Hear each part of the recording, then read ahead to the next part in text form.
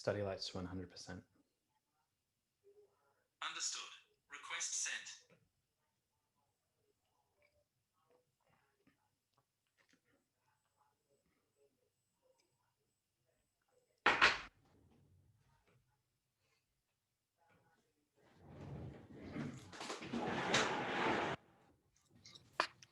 Hello. Hello. Hello. Joseph, hey Francesca, how are you both? Oh, yeah. All right. Yeah? Just keeping busy? I'm trying to, yeah. You look very snug. It's interesting because I'm getting some more stuff. Hi, Joseph. I'm getting some more Hello. stuff done, but I'm not getting, I'm not seeing people much and I'm isolating really. And it's just, I was walking down the street tonight and I heard this humongous sneeze behind me. Turned around, there was a guy 2 meters behind me with no mask on. And he'd just done this friggin' huge sneeze. So I was like, oh no. You do not want that. It's horrible. Whereabouts are you? I'm in Parkville. That's right, I remember. So Joseph, where are you? Chedston. Chadstone. Yeah, Chedston. The center of the next epicenter of the. Yeah. I know, right? How great is it? You're poor thing. Oh, we got a nice group today. How exciting. Hi, Holly. Hi, Holly. Holly, Francesca, Joseph.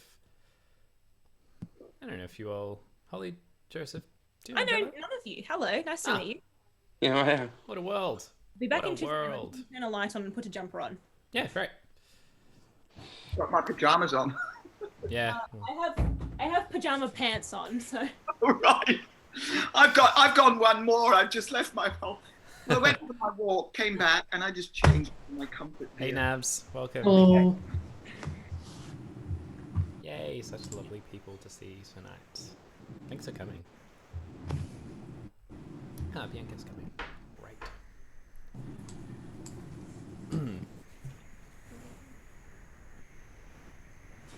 Somebody like Avon calling. Hello. Ringing the bell. Yeah, do you hear the bell? Right.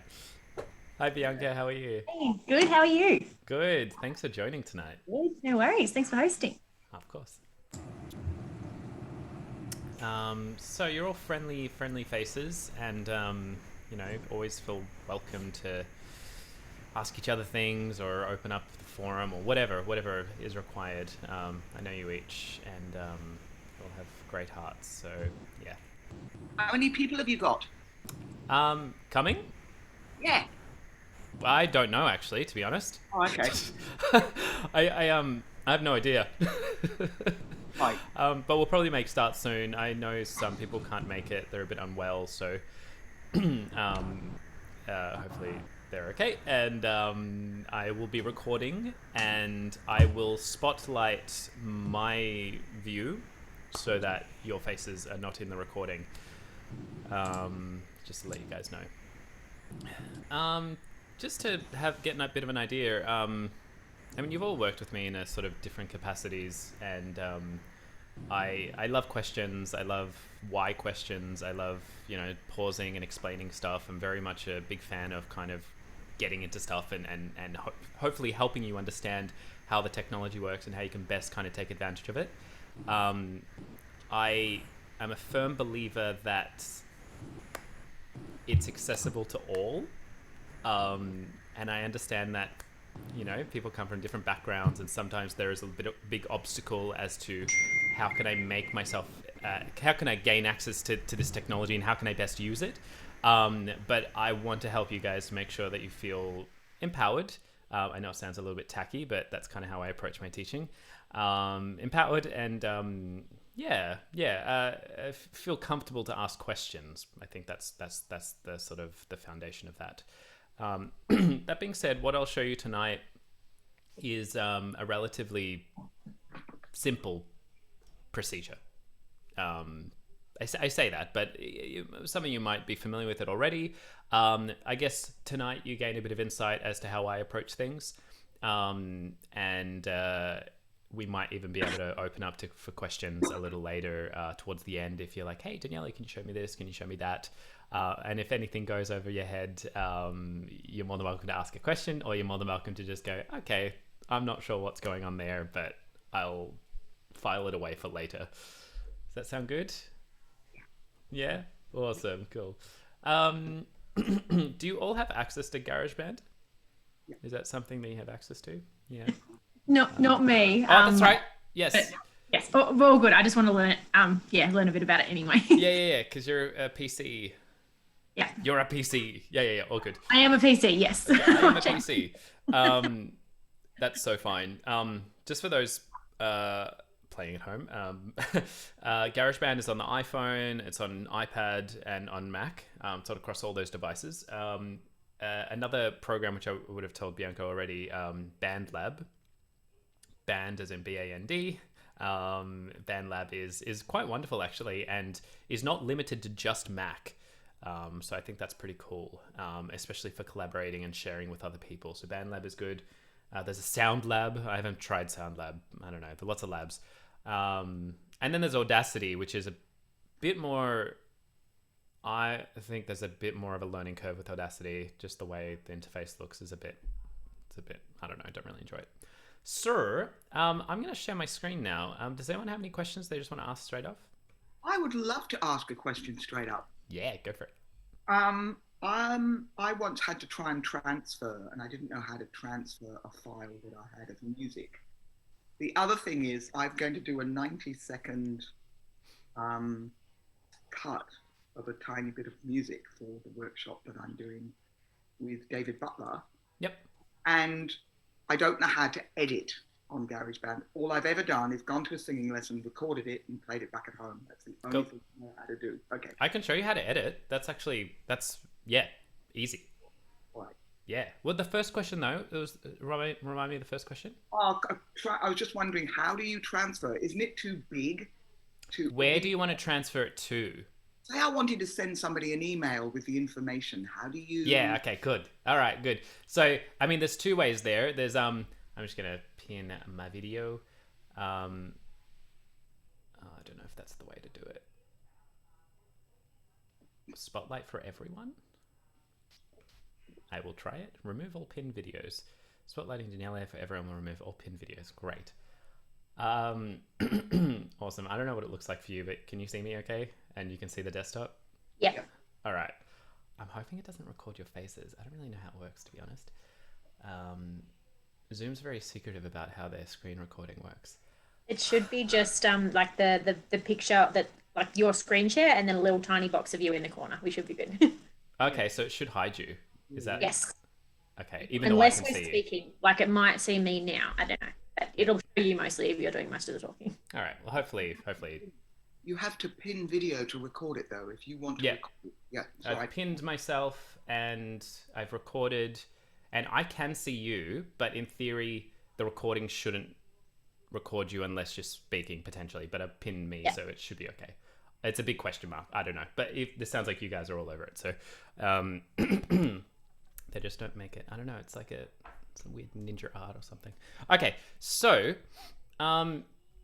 first and foremost, I will share with you this slides document, and I just need to work out how to best do that. I'm not really sure, to be honest. Maybe in the chat, I guess.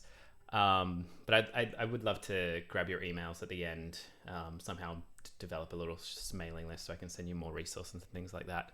This is pretty much what I'll be following, but it's really basic from like kind of step one, receiving a piece of sheet music, receiving a backing track, getting into GarageBand, recording your voice, and then, you know, maybe exporting. So I'm going to pop it off to the side now because I'm actually going to be walking you through it. I'll open a Finder window as well. And if you have any questions about what shortcuts I use, I will explain them, but if they're like irrelevant to the process and you want to know, I'm very happy to answer, let you know what shortcuts I use because I'm a big shortcuts fan. Okay. So this is a file that I've already been working on. It's getting a bit angry, but but I will start a new file. So I know this might seem a little basic for some, but just bear with me. So file, new, empty project. Pretty straightforward. And then it's just going to prompt you as to, what instruments you'd like to record. For most of you, you'll be... Ah, Bella's joining in. Hi, Bella. Cool. Okay. For the most part, what you'll be doing is adding a microphone input. Okay, so it's an input as you are inputting data into GarageBand via some form of microphone. For me, it's this guy here. That's what I'm speaking to you guys, this microphone here. You don't really need something that fancy, but I'm very happy to talk about equipment later on. Also, if I'm recording via my keyboard, and I've got a keyboard just down here, I will actually select software instrument, mainly because I've connected it via a USB cable, the same cable that you would connect a printer to. If you guys are familiar with, I know it's got a name. If anyone knows the name, feel free to shout out. USB something. Yeah, it's like a USB A to USB C. Yes, maybe sans the C, but I mean, depends what you're. Anyway, yeah, depends what the protocol is, but yeah, USB is a wild world. Meanwhile, just to check, would you mind? So you're all on Macs except Bianca. Do you have like USB ports on your computer? No, Holly, you've got USB-C ports? Is that the new thing? Yeah. Yeah, I've got one. It's reversible and... Yeah. So I've got like an attachment that I can put a normal USB into. Awesome. Great. What about yourself, Nabs? What are you working on? Oh, I've got USB ports, USB-A ports, and should I need, I've got USB-C thingos as well. You're sorted. Great. Yes. Joseph, I presume you're USB-C? Yeah, but I've got the attachment. You got to the adapter. make it. Yeah. Yep. And Bianca, you'd have... I don't know, actually. Yeah, I've got just USB, I think. Yeah. It's a English one, but it's a gaming laptop, so it does. Oh, cool. So it would have a bit of everything. And Yeah. Francesca, how old is your computer? So remember, I saw it. And just remember to take yourself off mute as well.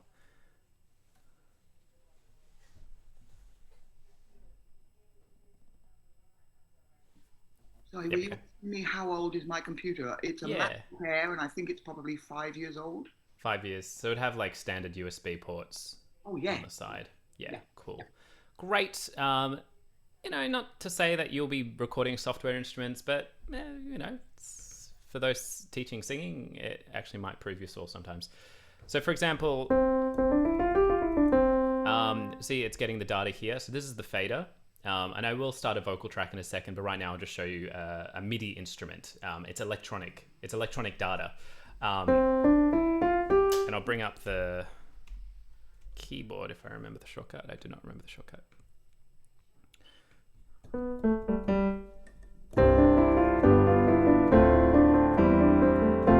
So you can see it lights up as I play. Oh, it's a bit small. But basically, this keyboard is plugged in via this USB cable, which is similar to how you plug in a printer. Most keyboards have this functionality.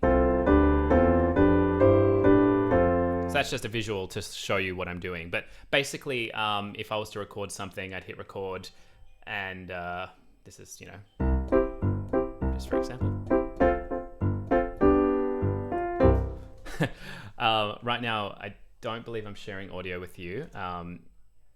But you can see that the green waves are showing us something. So that's just an example of recording MIDI. The beautiful thing with recording MIDI is that you can actually go in and change the notes. That's just just a little bonus information, okay? So you can actually go in and change the note that's being played.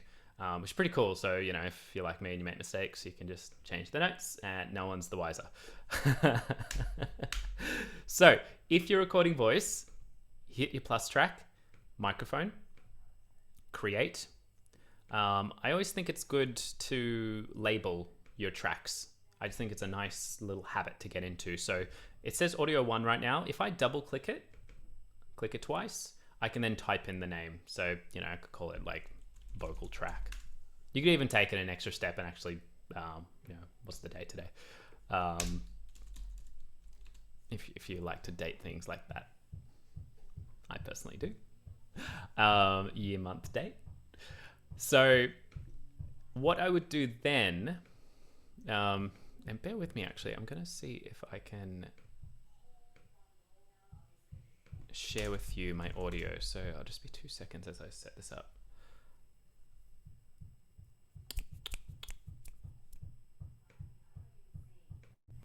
Can you still hear me? Yep. Great. Great. That's what we want to hear. Loop back. Let's try, see what happens. Oh, that got angry. Anyway, let me know if you can hear, excuse me. Let me know if you can hear this. It's probably a bit crackly. Yeah. I don't know why it does that. It gets annoyed at me. But okay, good. So what I would do is just a little shortcut. If I hit enter, it takes this, what is called the playhead. This vertical line is the playhead. If I hit enter, it takes it right to the beginning. So this is really handy when you're you're recording something and you just want to go back to the beginning. Press enter, and then I'm ready. Another handy shortcut is spacebar to play. And so say you're not happy, are you?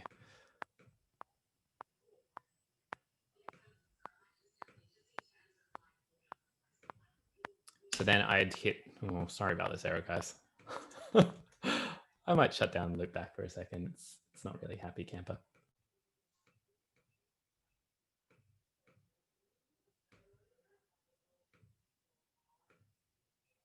Okay, so I press enter, I press spacebar. They're very handy. Okay, the next one I'll teach you is the letter R, and that's just to record. Obviously, you can use all the buttons up here. That's fine too. I just find that it's a little easier. Just press R. Something to be really conscious of when you're recording voice is to, because predominantly you'll be using the microphone that's on your computer, for example, is when you do press spacebar, it won't do it now, but when you press spacebar, that will record into the audio. So it's really be conscious of that. I'll try to just give you an example. Go to my built-in microphone. Oh no, that's built-in output. My bad. Sorry, guys. Built-in. I have a lot here, by the way. Oh, I should show you this. Sorry, that's a really important step actually. But right now I'm recording. So right now it's my Mac microphone, not this mic. It's on my Mac, which is to my right, because I've got an external monitor. If I hit spacebar, oh look, it's pretty small, but it's there. That's the waveform right there. That's the spacebar. One just little tip on how I zoomed in is how you're probably familiar with on an iPhone or viewing a photo. So you'd actually get your trackpad and you'd, with 2 fingers, go out and go in. So you go out and in. One other handy thing is to actually, oh no, it doesn't allow this. That's unfortunate. Oh well, it's going to make it vertical. Any questions? Yes, I have. Why do you go out? Yeah, go for it. What is that doing? What is happening? So, look, you may not need to do it, but I like to see the waveform. This is the waveform. The data is the waveform. I like to see it a little closer, and that's my graphic designer mind talking. Yeah. I like to see the information. So, for example, this will be really relevant when we start editing, because if I'm zoomed out, I can't see all the information too clearly. Yeah. But if I zoom in, I can go, you know what? I want to get rid of this. Yeah. So here's where the magic will start to happen. Yeah. The playhead is really important. Yeah. Okay, and in order for me to move it, I click this a little white down arrow, I'm going to call it. I don't know. And I can click and move it along to the place I want to cut it. Yeah. And I'll teach you the shortcut first. Command T is the shortcut. T for trim. Alternatively, edit. No, actually, no, I don't. I use the shortcut so many times that I need to look up whether. I reckon you guys would be able to tell me. Sometimes not all the commands are up here because they're If you like right click or like yeah, I thought it was like right click, double yeah. click on it. Yep. Not cut. Don't cut it. Split it, playhead. Okay. Thanks, Joseph. So you go playhead, use whatever your right click is. For me, it's actually 2 fingers. Click down and then split it playhead. What that does, as well as Command T, it creates 2 separate sort of instances of this sound file, not duplicates. What I can then do is click this. Now make sure it's highlighted. You'll notice that this one is not highlighted. If I click it, now it's highlighted. If I scroll over to the right, click this, that's highlighted. If I select both of them, click and drag, so create a square, they're both highlighted. So I just want this highlighted. Say for example, there's a bit of noise that I want to delete. I click this, press delete on the keyboard. Alternatively, right click, delete. So this will be really handy when you have bits of information in your file that you just want to get rid of. And it's not just at the end. For example, sometimes, it could very much be just a chunk in the middle. And I'm splicing it now. Okay, so I'm using that. Yeah. So the challenge, I tried using Audacity to cut a verse out of a track once. Yep. And it should have been the easiest thing ever, but it took me like an hour. Yeah. You mark up where you split it. Like, is it easy to move that point like left or right to try? If you what? Sorry, like say you've make a actually split the track like a second too early, or like or a little bit too late. I think this will be applicable also to BandLab. Audacity is a funny one. Audacity is a weird one because it makes changes and then makes it very hard to undo. I don't know if you found that.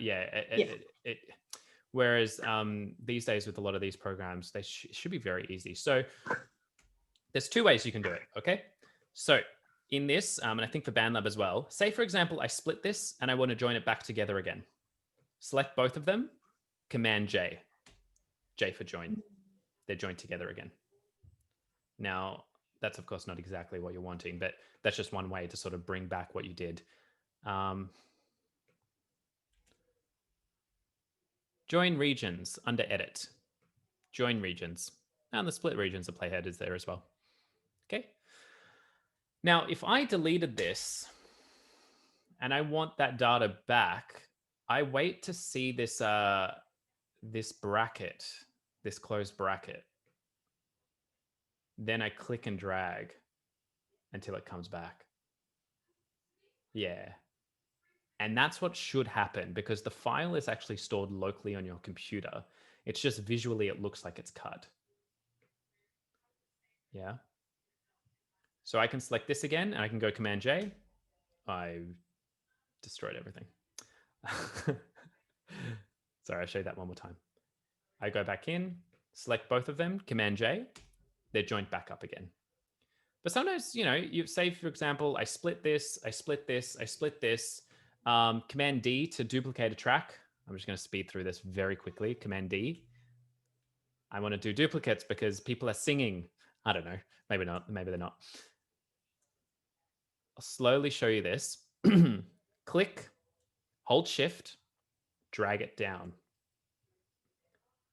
The handy thing here is that sometimes you actually want to go through a file and just select the good parts, especially if you're voice memoed like a lesson or something. So here, rather than just deleting it and go, that's my good stuff, I would actually select it, hold Shift, and drag it down. This is referred to as comping in sort of like a producer world, where you actually get the best takes. Say, for example, you recorded multiple takes. Then, say, for example, you wanted to make it a bit longer, I'd make it longer, just by clicking and dragging. And then one extra step, say for example, I wanted to mute this, I would hit the mute button, which is underneath the vocal title. And then it'll go gray.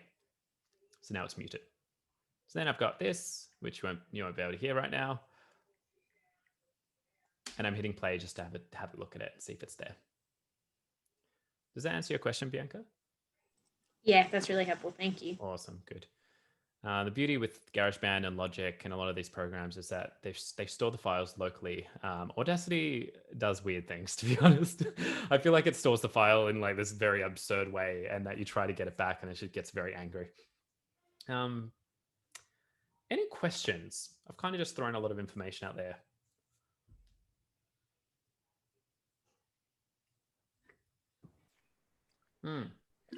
Holly. You may be getting to this later, but remember how I mentioned that with my microphone, it was like plugged in, but there's just no sound was going into it. Do you know any reason why that would be happening / how to remedy it? Yep. What was the microphone? Oh, that's a good question. Is it some like special one? You got it from some special place? It was a present. I have no idea. Oh, lovely. I'd be curious to see what it is and how it connects. I can go fetch it if you are willing to hang on 30 seconds. Yeah. Please. Feel free to jump in with any other questions. I've been using the recorder on my Mac, which is not incredibly loud. Which ones do you recommend? Oh, Holly's come back, so answer her question first. Yeah, that's all right. Are you using voice memos, Francesca? Voice memos? No. All I'm doing is... Oh, you hit record in GarageBand. When I record on GarageBand, darling, I mean, yeah. Yeah, okay. Beauty with the latest Apple updates is that voice memos is now on the Mac, which is pretty cool. But anyway, that's a completely different discussion. And I haven't set it up, but enable. Yes, it wants everything. Okay, take my life. Holly. It is an SE Electronics V7 dynamic vocal microphone. V7 dynamic microphone. How does it, get into the computer? It doesn't. It goes into this thing. The audio interface, you are Duvalaki? Awesome. Yes. Okay. And then it goes into my computer. Yeah, okay. So there's a few different variables here. So firstly, the interface, I'm sure you already know, but I don't know. It's all good. Okay, good. I was gonna, yeah. Fair enough.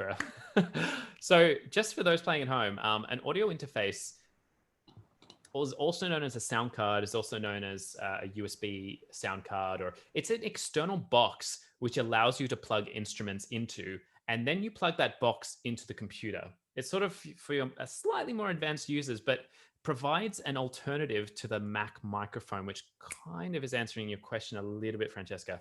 There's a couple different answers to your question, but right now, this microphone is plugged into the box, and the box is plugged into the computer. And the computer and the box are connected by that same cable that connects my keyboard, i.e. that printer cable. I've got like 20...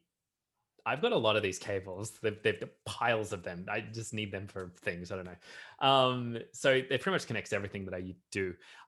Then this microphone is connected via what's called an XLR cable, which I presume, Holly, your microphone would plug in via that. I shouldn't make an assumption. Is there a way I would know what type of thing it has? What is it? What looks like it plugs into it? Is there a sort of a ring or 3 dots or? It's a 3 dots, like good. Triangular 3 dots. Yeah, so that's your XLR. Perfect. Some microphones, I know we're covering quite a lot at the moment, so please feel free to ask me to step back, or we've got a few tree vines, or as I like to call it. Some microphones plug in via USB. They completely override the need for an audio interface. I don't trust them as much because they tend to be a little bit cheaper in their infrastructure, how they're built. A lot of people use them and abide by them, and it's fine. That's cool. No judgment. I just find that they tend to be a little bit not quite right. Other microphones will plug in via an XLR cable, which is what Holly's plugs into or from. Depends how you're looking at it, which is the 3 dots, 3 kind of prongs that you actually, it's a circular cable that female, male, they connect and have a good time.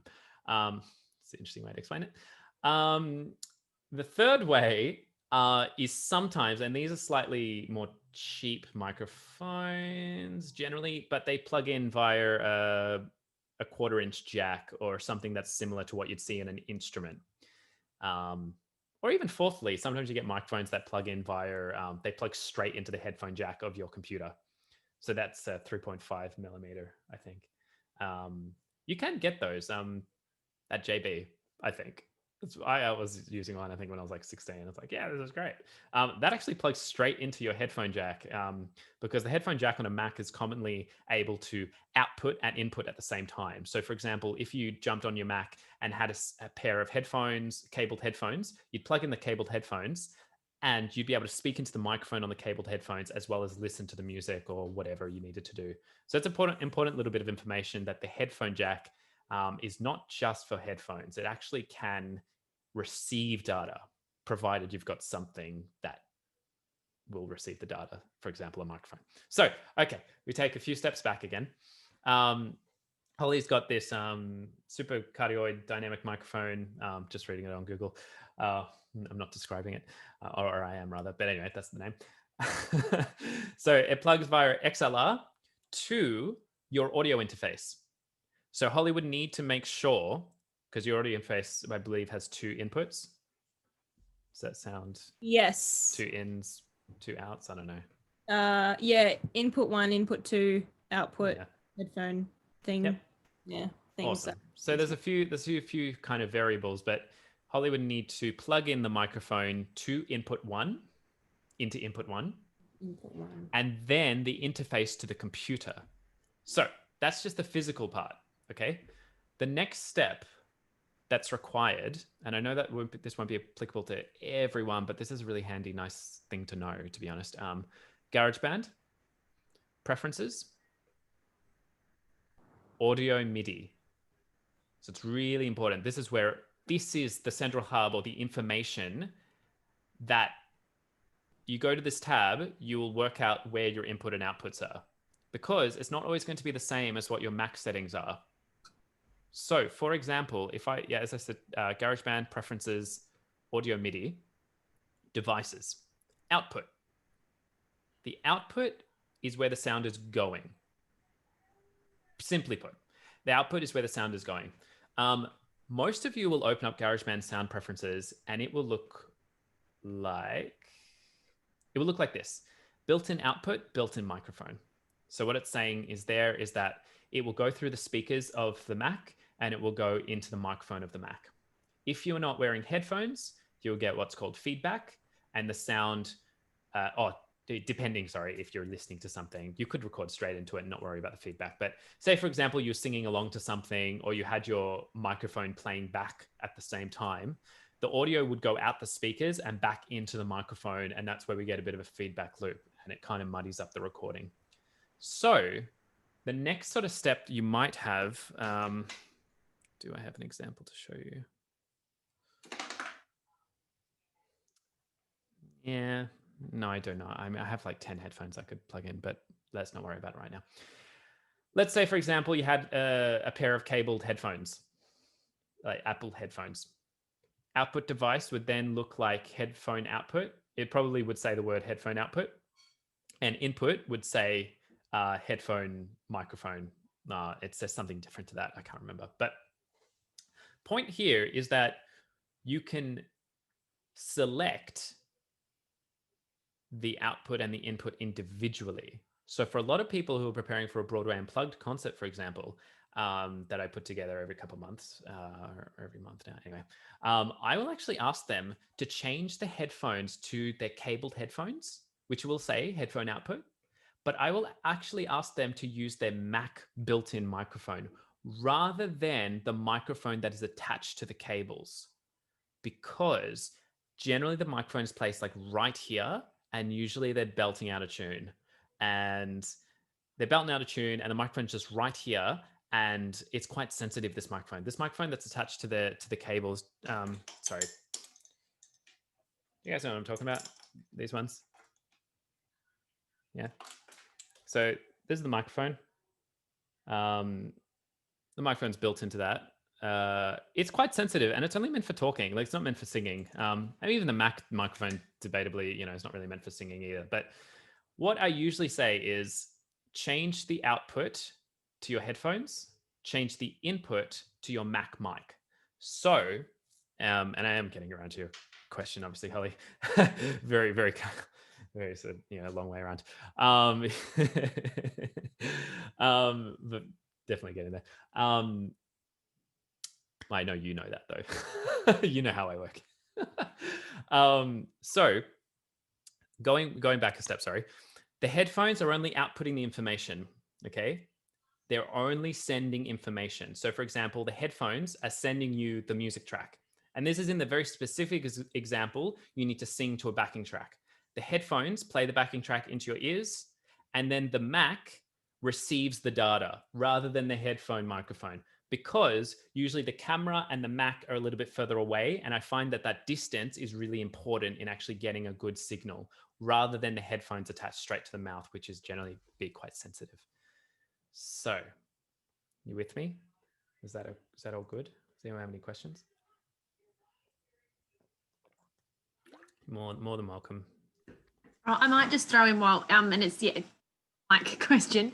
Which one of the types you spoke about is that one? So that's a USB. Oh, that's a USB mic. Is that good or bad? What brand is it? Audio Technica. Oh, they're great. I love them. Yeah, Nast is a fan. I haven't tried the. Sorry. It's my little brother's old one. Nice. So, and actually, 2 seconds.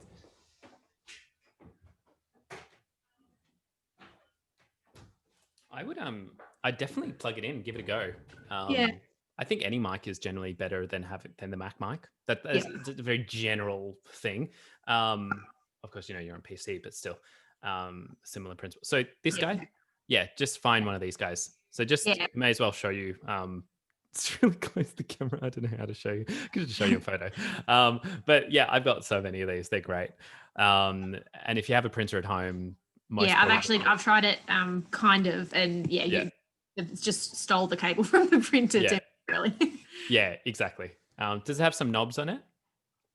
It doesn't. Yeah, that's the only around thing. It. Really, like it doesn't feel like it's really actually properly stuck in there. Like it will just fall out. So I think the thing is, yeah, exactly. Those cables they're not very secure.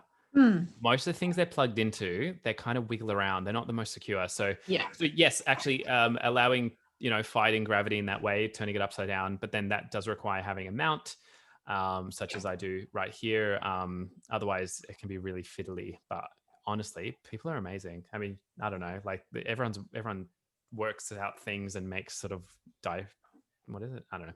Anyway, MacGyver it. Yeah. Yeah, MacGyver it. Thank you. So for you input, hopefully provided you've plugged it all in, and of course, let's say you're using a different program, but actually BandLab and GarageBand are very similar. So anything you pick up tonight for GarageBand will transfer over to BandLab quite nicely. The input, so you're not intimidated by this gigantic list, for you guys, your input and output, you should only have like 2 or 3 things, unless you're mad like me. And have something called Black Hole 16 channel, because why not? Yeah. Otherwise, you should only have 2 or 3 things max. Say, for example, I plugged in that microphone that Bianca has. It will show up as an input. It will say Audio Technica USB microphone or something. I would click that. Okay. It's really important that you don't skip this step if you've got an extra bit of equipment, any extra bit of equipment, even just a set of headphones. Go into this setting, because it will resolve so many issues. It just clears things up, a lot of issues. So Holly's plugged in the interface. She's a happy chap. The interface is like lit up. We're doing something, saying, love me, I'm great. Holly would then go here, select the interface. My interface is actually called Audient ID 14. This for output or input? Both. Okay. Both. That's so confusing. Yeah. Look, fun fact. Usually audio and input get selected automatically. So for example, if I go to my soundbar at the top of my Mac and I select audience, I don't know if you guys can see that, but it's probably quite small for you. But if I select audience, it actually changes the output and the input simultaneously. If I do it in GarageBand, they're trying to give you a bit more control. So, but, if those may have noticed, when I select audience on the output, the input automatically changes. If I change the input, the output doesn't change. All right. So I change the output, the input will directly mirror the output. But if I change the input, the output will not change. This is good because, for example, you want a different input device, but it's trying to help you out by going, okay, you want the audience. Okay. Oh, it didn't do it that time. Yeah, sometimes it does it. Sometimes it doesn't. I don't know. Most of the time, if you change the output, the input will change to be the same. Why aren't you working? Anyway, so you've got your audience selected, which is my audience. You are Duvalaki. That's pretty much all we need to do. Yeah. So just to sort of take back a few steps, this is for anyone with an audio interface or with a USB microphone or any headphone, to be honest. Any headphones. And I'll show you a really nifty trick at the end. I need more plugs on my thing. Anyway, I will close Dropbox because I do not need that right now in my life. All right, friends. So, general rule, and I know a lot of people don't like to do this, but update your Mac. I don't know, a lot of people could be quite reticent, but if you update it, it will resolve a lot of issues that you may have. So always check if you've got the latest operating system and the latest GarageBand. With the latest GarageBand version, you actually get a few extra options. So for example, getting there very slowly, but I select a new voice track. I've opened a new voice track. When I click it, double click it or make sure it's a light gray, this window shows up along the bottom. You can all see that. There's a bit of knobs, some blue panel thing. Most of the important information is under recording settings. So for Holly, I would make sure that the input and output is selected to your USB device, as in your Duvalaki, your audio interface.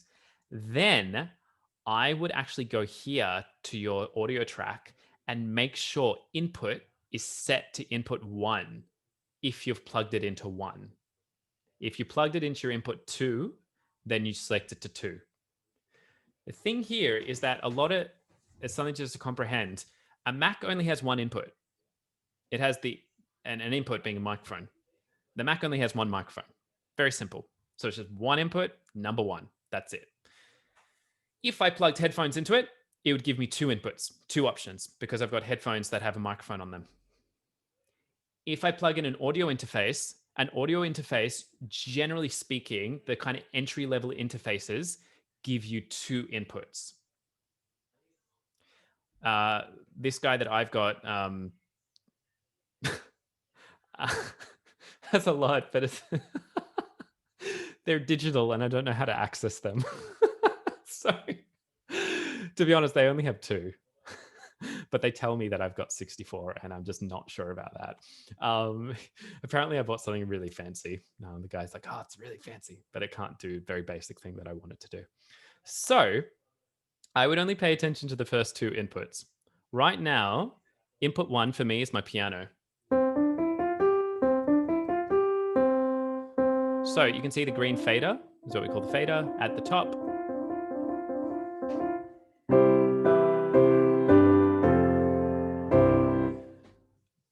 For you guys, automatic level control will actually be accessible if you're not using an interface. So this is quite important. So for anyone who's recording and their recording level, which is to say the sound they're emanating and the sound that's being received is too loud or sometimes referred to as too hot, we need to know what to do to fix it. So just to emulate probably what the sort of average user will see, built-in microphone. So now I've got it selected as the built-in microphone.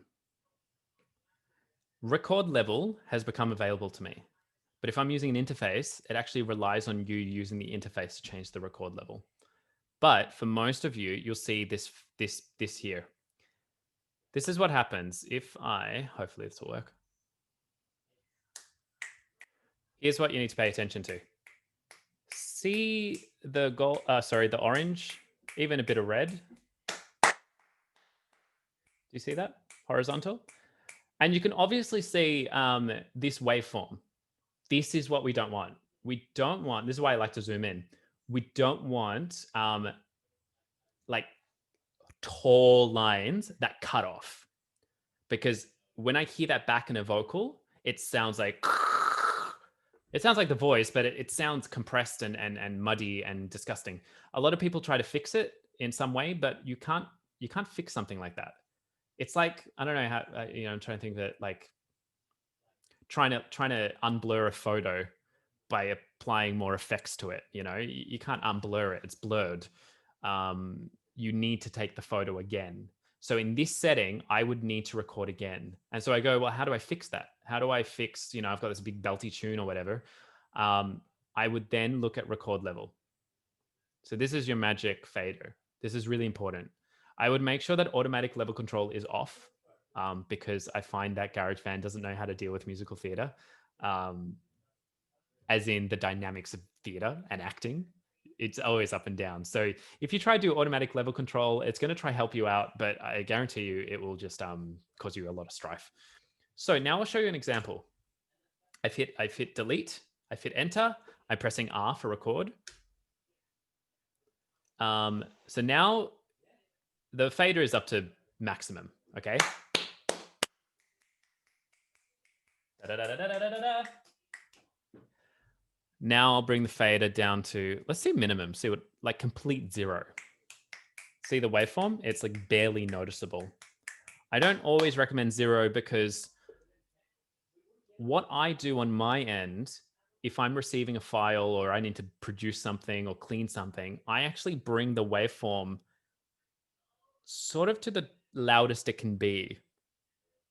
So what this means that if the sensitivity is really low, because that's what this is, if I bring this down to the bottom, the sensitivity is really low, it's going to record a lot of room sound. Because when I boost it up, all I'll hear is like a bit of sort of shh and a bit of your voice, but it won't be as present as I'd like it. So most of the time, I recommend like a third or a quarter of this record level.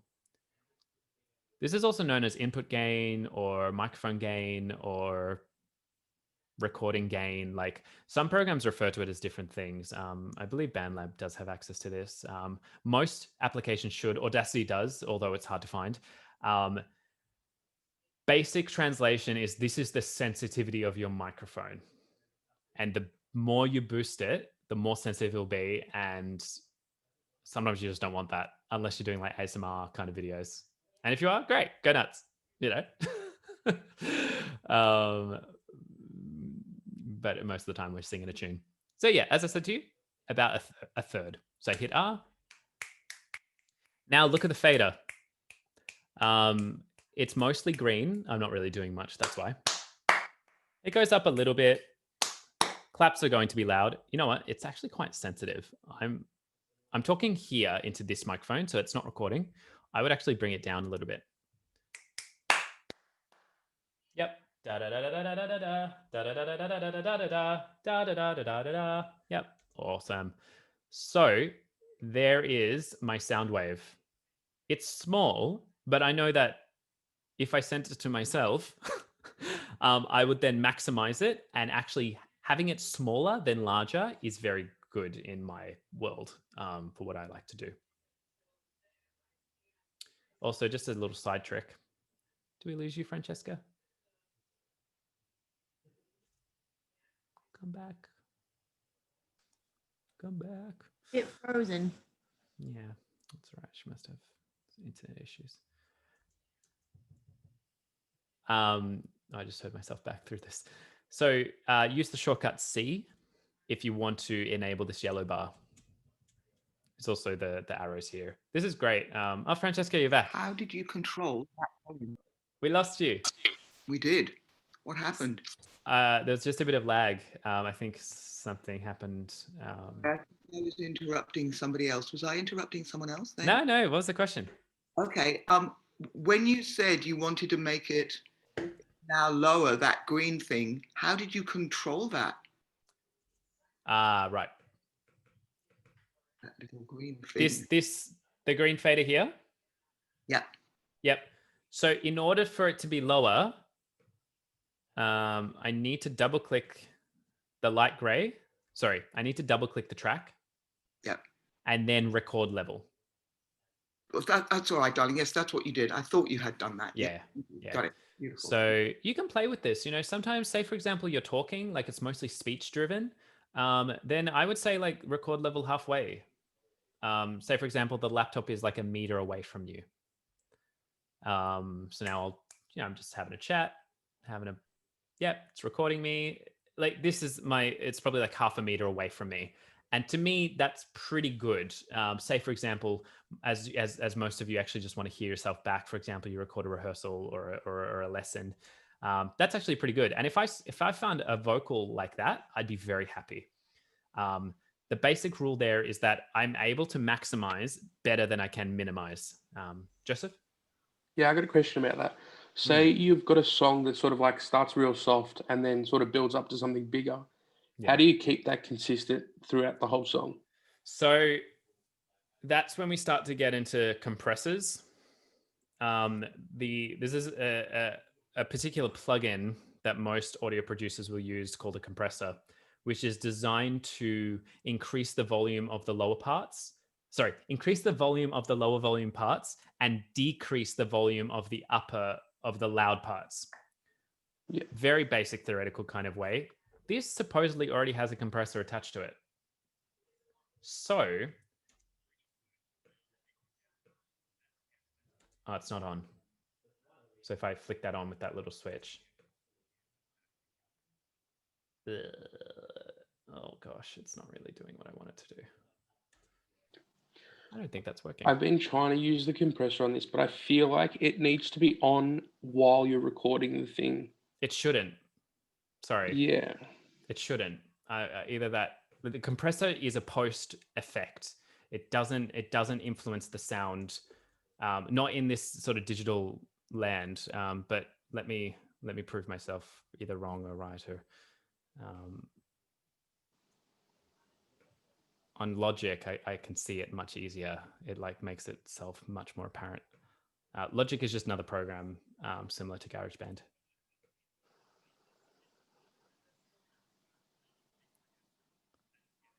See how it's changing? So it's changing the compressor. These LEDs, they're not really LEDs, but they're simulating LEDs. The higher I bring the compressor, what essentially is happening here?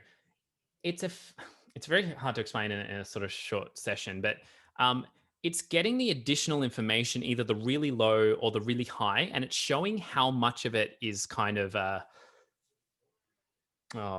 what's the best way to explain it? Sort of being taken through the compressor. That's a really poor explanation. There's like a pop-up. If you go to master, yep, like down the, and then you can click compressor and there's like a pop-up. But I don't know what any of that stuff means.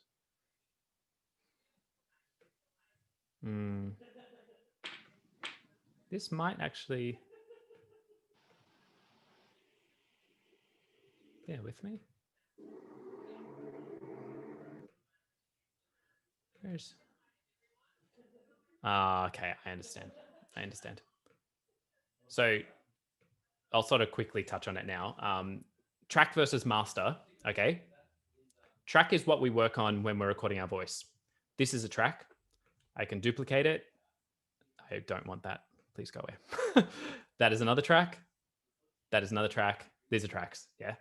The master is what referred to as a process of what's called mastering, which is a bit of an art form that I'm not entirely familiar, but it's something that gets put across the whole track. So if I apply a compressor, it will apply it to the whole track. So say, for example, I've got lots of different voices. It's trying to pop up the EQ. I might do a separate session on plugins and stuff so you get a better understanding of it. Right now, the compressor is applying to the whole project, the whole song. Does that make sense? It should be affecting it, to be honest.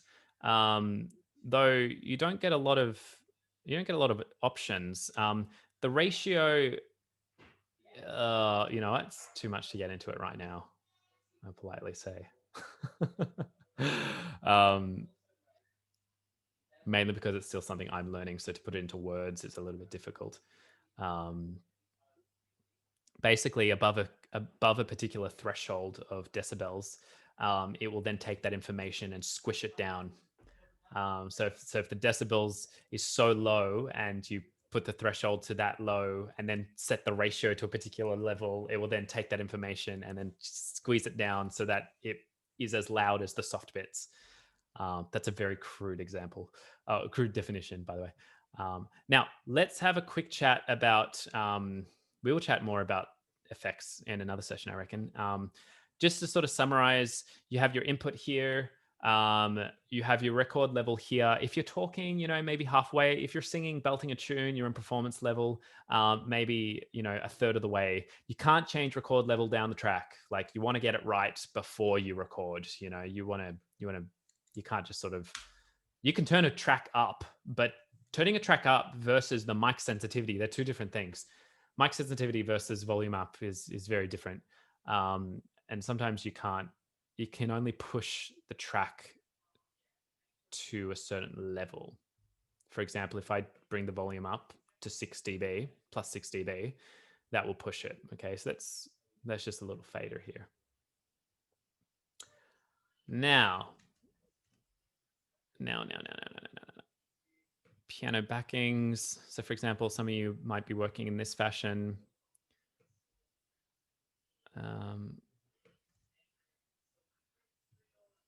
So what I've done here is just click a backing track that I already have.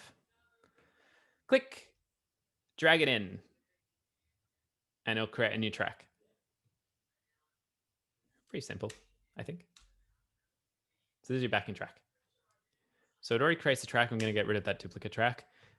Say this is your vocal, and I might double click and rename this as backing track. I click the vocal in order to what's called arm it for recording. So it makes it ready that you are going to record via this vocal track. And then I press R. Basically, you'll hear the piano in your headphones and the vocal is recording on top of it. You won't be able to hear that right now, though. Holly. Sorry, I hope this question makes sense / isn't super basic. But say, for example, we're like filming, a song. So if I've got my backing track playing through like a little wireless headphone, hide it with hair, etc. Yep. And then if I'm filming the video on my phone. Yep. And then I have like a mic sort of off camera off to the side. Would you then like obviously still sing on camera, not just like mouth the words, but would you then later dub in the audio track for that mic record and dub in the piano track separately over the video? Cool. Okay. Yes, I would. That is exactly what I would do. So what my objective is when recording is to capture the performance. Simply put, I just want to capture it. I don't want to sort of dub, and I know what you mean by dub, by the way, but I don't want to have to like relay vocals and do it again and sort of video this and audio that. I just want to get it in one take, as natural as possible. This is a very specific circumstance with which, obviously, Holly, you're working on right now, so it makes sense for you. This particular circumstance, and maybe I'll do a part 2 where I'm working with Final Cut or iMovie where I actually show you how I meld it all together. Basically, what's happening is one device, there's a bit of a sort of going on to part 2. One device is recording your voice, audio, and one device is recording your visual, video. Then what I do is say if you were working with me on it, you would send me your GarageBand file, which we'll touch on now because I think Francesca would love to know how to export as well. So you'd send me your GarageBand file. Usually if I'm editing it and working on it, I just want you to send me the GarageBand file. No export, no settings, nothing. Just send me the raw GarageBand file. I would then do my little bits and bobs and little computational whatever. I would then receive the video from you, the camera video. The video would just have your voice. Very simple, because they can't have the backing track because you're listening through your ears. With Final Cut, you can sync voices very easily. It's automated. So I would then have my vocal track. I would bounce the vocal track. Bouncing is another word for exporting. I would bounce the accompaniment track. I would sync up your GarageBand audio with the video, sync them up. Then the video is now layered with your GarageBand vocal, and then I'd sub back in the backing track. I don't need you to understand this right now. Cool, amazing. For the group, definitely a bit more advanced, but great question. And that's exactly how I encourage people to record self-tapes. Mainly because when backing tracks are playing in the room, they're a bit muddy, or it's hard to get the level right. It's just a bit funky. Yeah. Now, if you've got GarageBand and iMovie, you can very, very easily sync things up all on your own. So now I'll just touch on how to export. So say, for example, you got your file, you're happy chap. I will show you two ways. So one way, how do I send the GarageBand file for someone else to edit? Okay. The easiest way, very, very easiest way, is to hold Command, another shortcut. Hold Command, click the file name at the top. Okay, that will just take you straight to the folder where the file lives. Once I actually click the folder. So I've held Command, I click the file name, I click GarageBand, the folder, not the file, the folder, yeah. Click the folder. Here it is, untitled. That's my GarageBand file. Bam. If I wanted to take an extra step forward, I'd probably click and drag it into an email. The email will get very angry because 50 meg is very large. I'd then have a separate discussion to you about Dropbox or Google Drive or WeTransfer or some other way you can get the file to me, or iCloud Drive, but that's a whole other world. So that is one way to get the GarageBand file to someone. Okay, hold Command, click the file, go to the folder. There's your file. As to how and what method you get that file to someone, that's sort of another discussion, to be honest, which I'm very happy to talk about. How to export the audio as just an audio. It's an MP3. To say you're recording, you're having a good time, your voice is in there. How to export your audio? Share, export song to disk. It's a weird little title, to be honest. It kind of makes sense, but I don't know. Could just say, I don't know, exports onto this. That's what it is. Apple try to give you really, fun kind of shareable ways of sharing as well. So AirDrop and Mail. And for example, if you did Mail, it would open up an email straight away and it would have an MP3. So if I click Mail, it takes you through a few settings and then I'd click Share and it'd open an email. Personally, I don't want to go straight to email. I just want to export the MP3 and have it on my computer. Exports onto disk. It has a think. I just pop it on my desktop for now. I don't know, recording for life. Takes you through. Going to take you through right to the end. The next thing I'll show you is just a nice, nifty little trick.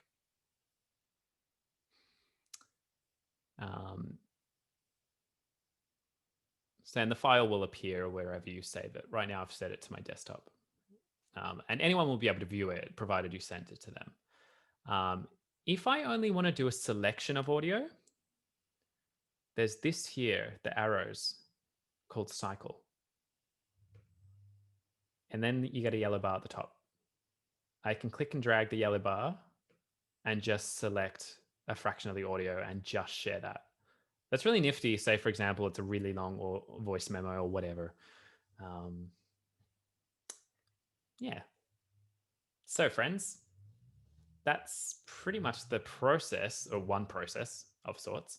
And we've got a few more minutes, so please feel free to ask me some questions.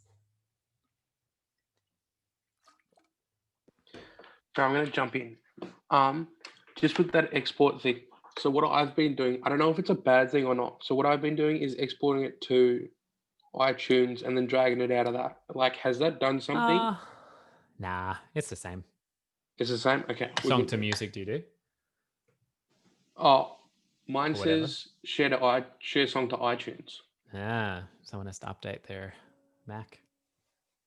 I mean, I looked and it didn't say I have any updates. So I feel like it's Okay. old. Are you running Catalina? Or Sierra? Anyway, What's that? I'll hold my judgment. It's fine. I'm teasing. To be honest, if you drag a file out of... Oh, back, Francesca. If you drag a file, it is fine. It will do nothing to it. It doesn't advance it either. You know, it's sort of like a neutral. Switzerland. Cool. Is that neutral? When you clicked export, then would you always click highest quality? This is it's one of those trade-offs. For example, the higher the quality, the larger the sound file, the larger the file. Just to give you a really sort of quick sort of thing, if you do AAC, AIFF, or WAV, AIFF or WAV form, they're uncompressed. So that's like a direct translation of that sound file. When you export as MP3, there's some level of compression happening. And different to the compression I talked to you about before. It's the compression of like quality.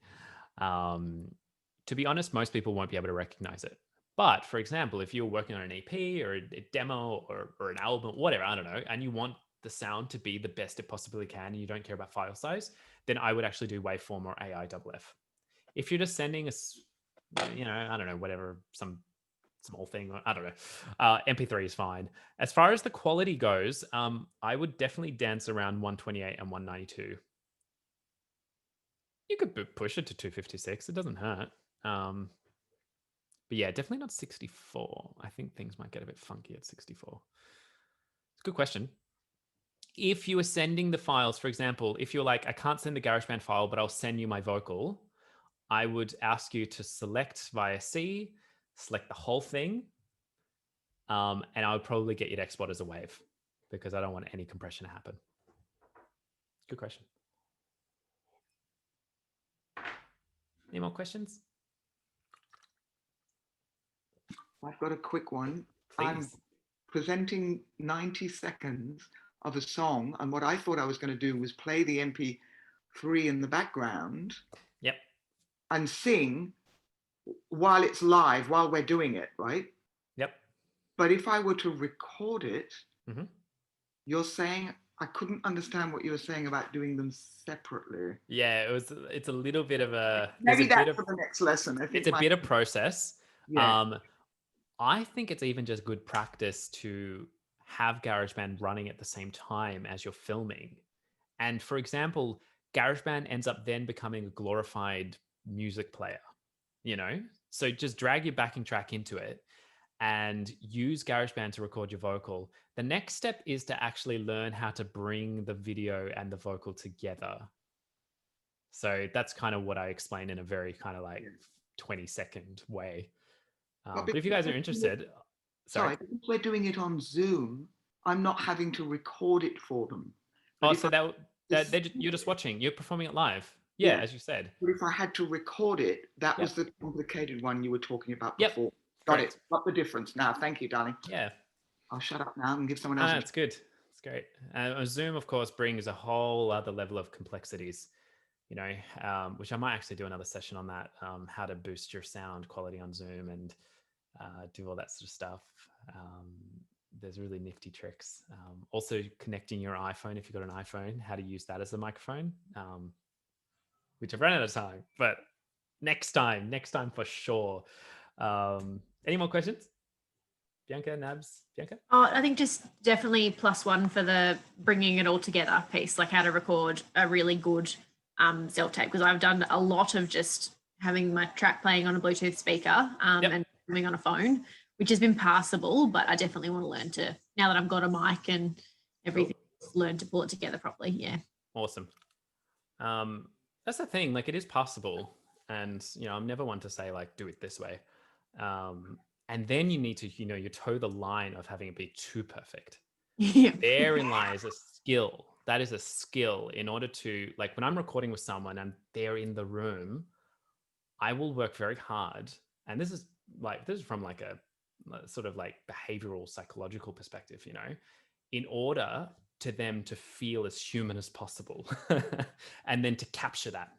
I think that's really important, mainly because for the most part, we're live performers. So like trying to capture it in real time, your everything, is super important. That being said, some people have pre-recorded their self-tapes or like done it through GarageBand, but they've done too much tweaking on the sound. And then you're watching it and you're like, this isn't right. Predominantly because I can't see the breath, but that's a syncing thing. That's completely different. That's a miming thing. I often don't believe we should be miming unless you're completely forced to. Would you guys be interested in doing more sessions?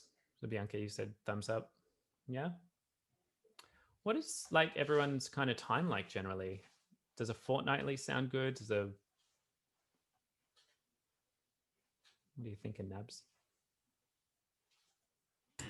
No, I would definitely love more sessions. I'm just like, because I'm like in my finals week soon, so I would like probably now's not the best time for me to like think about a good time. But I'll definitely like in the future after that definitely be there for a lot more sessions. I'll still be here. That's all right. Yeah. I might send you each out some form of thing. I need to create a mailing list. If you guys are interested in being on a mailing list so I can actually email you out when things are happening, that would be pretty sweet. I just don't really know the best way of doing that, but I will think about that. That's for me to be concerned about. I might do another session in a couple of weeks, and I don't know, we'll talk a bit more about how to use your iPhone as a microphone, a bit more about some effects, and maybe I'll dedicate the whole session on how to actually bring it all together, which is pretty cool, I reckon. That's where the magic begins.